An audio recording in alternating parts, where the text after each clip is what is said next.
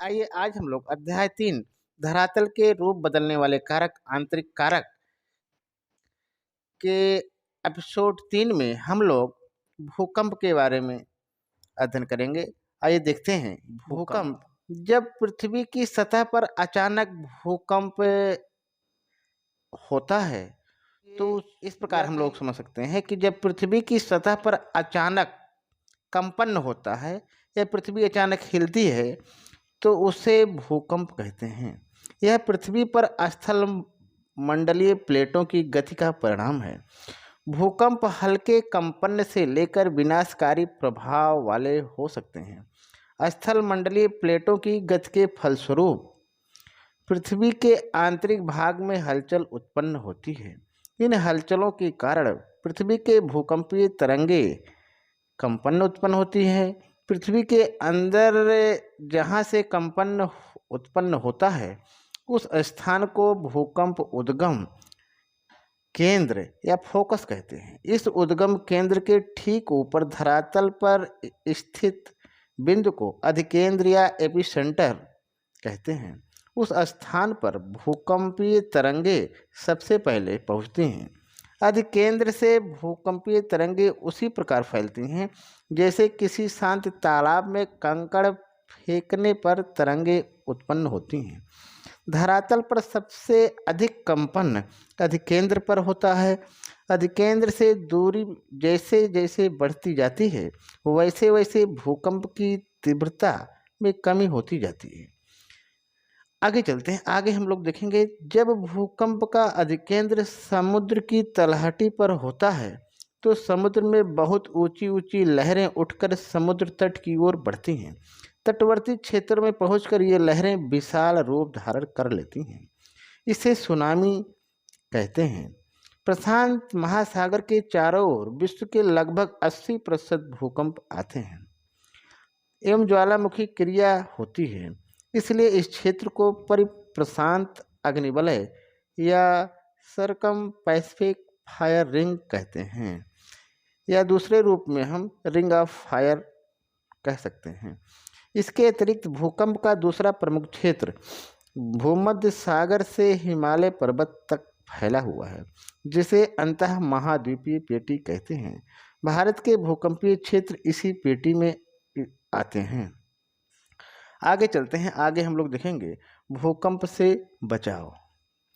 भूकंप एक अति तीव्रगामी विनाशकारी प्राकृतिक आपदा है। इसके आने पर काफ़ी जन धन की हानि होती है। अधिकतर लोग भवन के मलबे के नीचे दबकर मर जाते हैं क्योंकि स्थानीय भवन मकान भूकंप रोधी नहीं बनाए जाते हैं। भूकंप से बचने के लिए कुछ उपाय हैं। आइए हम लोग उसे जानने की कोशिश करते हैं।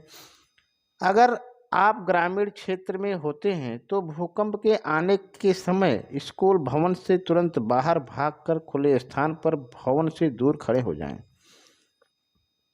नेक्स्ट है, यदि आप नगर कस्बा क्षेत्र में हों तो किसी मेज तख्त या अन्य ठोस वस्तु के नीचे छिप जाएं। ध्यान यह भी रहे कि खिड़की अलमारी या भारी वजनी वस्तु या पंखे के नीचे अथवा बगल में नहीं छिपना चाहिए। अगर मकान बहुमंजिली है मकान के बाहर निकलकर सिर को हाथ से तकिया से ढक लें। यदि आपके पास हेलमेट है तो उसे शीघ्र लगा लें। ऐसे समय में लिफ्ट से नीचे नहीं उतरना चाहिए। नेक्स्ट है, अगर आप खुले क्षेत्र में हो तो तुरंत पेड़ बिजली के तार खंभे मकान से दूर जाकर खड़े हो जाएं।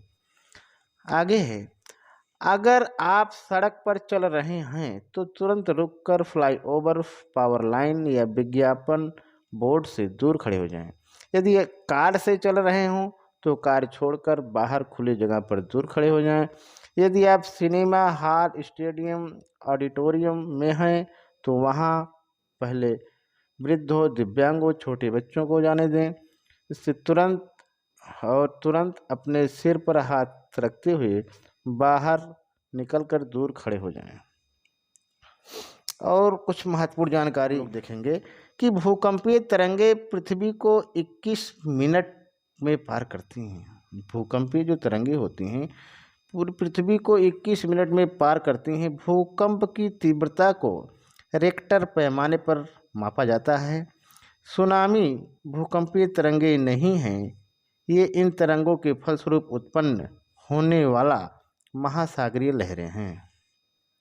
आगे चलते हैं, आगे हम लोग जानेंगे भूकंप से मानव को होने वाली लाभ व हानियाँ।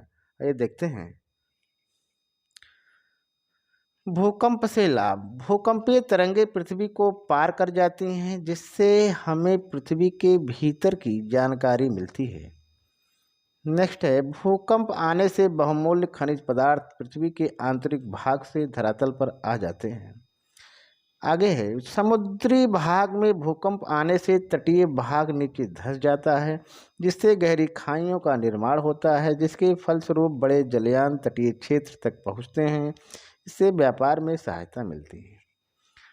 आगे चलते हैं, आगे हम लोग देखेंगे भूकंप से होने वाली हानियाँ। आइए देखते हैं। भूकंप से सड़क, रेल पटरी, पुल, बिजली के खंभे आदि टूट जाते हैं। भूकंप से मकान नष्ट हो जाते हैं। कल कारखाना तथा खानों में आग लग जाती है। नेक्स्ट है, भूकंप प्रभावित क्षेत्र में भूस्खलन की क्रिया तेजी से होती है, जिससे बड़े बड़े भूभाग धंस जाते हैं। नेक्स्ट है, गहरे समुद्री भागों में तीव्र भूकंप आने के कारण सुनामी जैसी लहरें उत्पन्न होती हैं, जिससे तटीय क्षेत्रों में जन धन की हानि होती है। और इस प्रकार से काफ़ी चीज़ों को सीखा, जाना। आज यहीं तक। बहुत बहुत धन्यवाद।